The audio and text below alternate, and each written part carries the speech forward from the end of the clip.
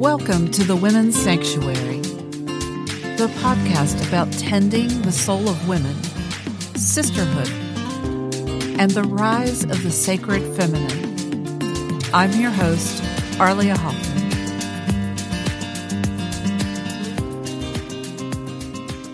Hi there, and welcome back to the Women's Sanctuary.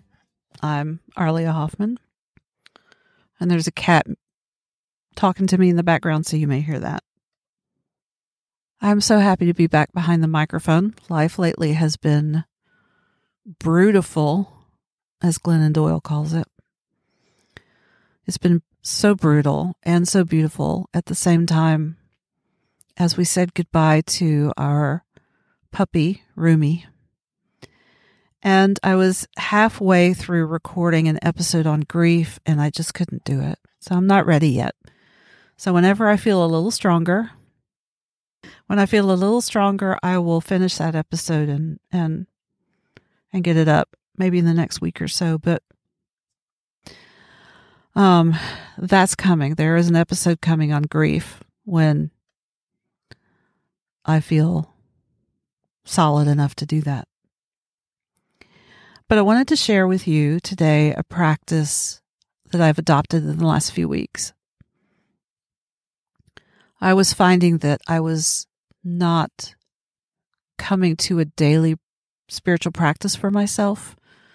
And so I would end up, going through the day productive, but not grounded, not centered, not really in touch with myself.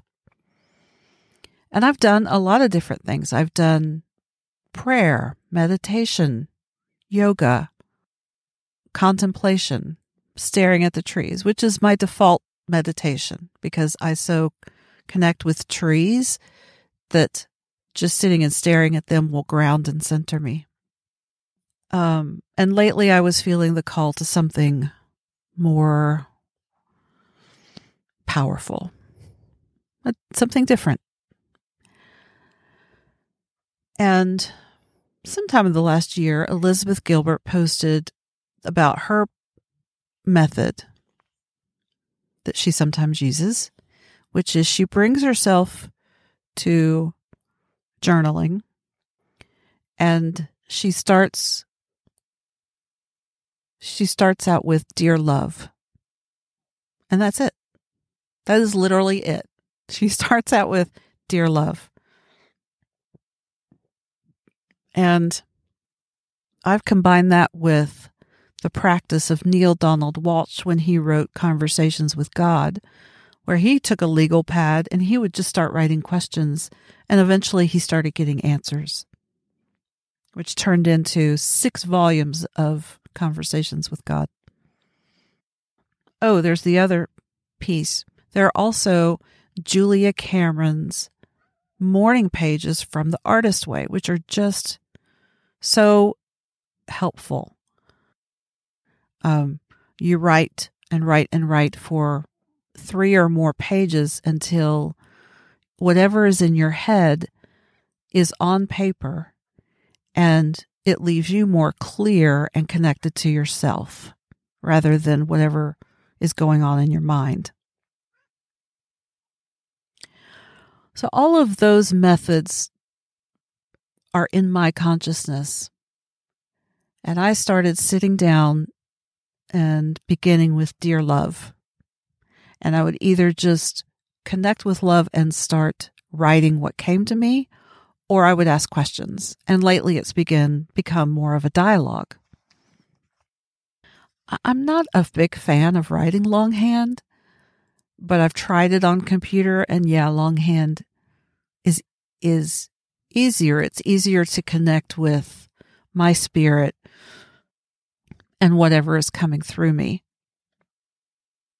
So I wanted to share just a couple of excerpts of things that have come through in my writing. "Dear love, what would you say to me? You are love. You are loved, and nothing ever changes that. There is nowhere you can go to escape love. It is universal law. Be held. Be safe. Be of good cheer. All is well. all will be well. Even in heartache is great love. Grief is such deep heartache that it breaks open your world, your perception, your perspective, and you never see the world the same again. Who are you now? Who do you say that you are? For your word is power. Your word speaks worlds into being. What does your heart long for? Where does your soul lead? Speak it, own it, be it, and it will become. It is coming. It already is, and is coming towards you as you align to it, as you call it forth. Sally forth, sway forth, dance forth, slay forth, love forth. It's the only way forward. Only love will get you there. Dear love, I'm scared. And you've been scared every time you walk this path and put yourself forth and put yourself out there. It is in your humanity, and you are so much larger than that. It is indeed false evidence appearing real. Face everything and rise. Rise forward. Rise. Raise your desire. Raise your craving. It is holy and will carry you forward. I love you forever and a day because it has no end. You are never alone, never forsaken, always safe and at cause.